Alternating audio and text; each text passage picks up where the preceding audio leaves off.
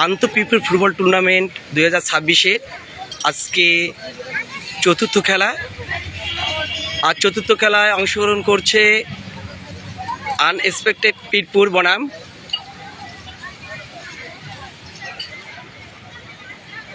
এই মুহূর্তে বলতে পারছি না একজনের নাম।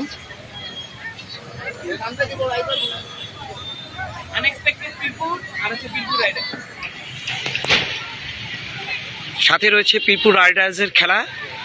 সাময়িকভাবে বিরতি রয়েছে বৃষ্টির কারণে। আপনারা দেখতে পাচ্ছেন মাঠ পরিষ্কারের কাজ চলছে।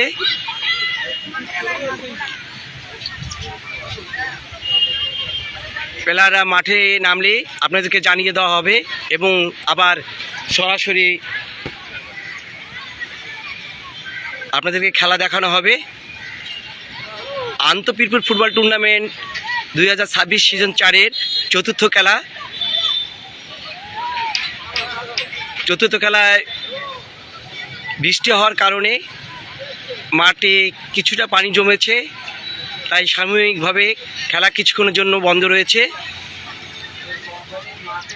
আর এই খেলা সরাসরি সম্প্রচার করছে সত্যের কণ্ঠ 24 ফেসবুক পেজ, ইউটিউব।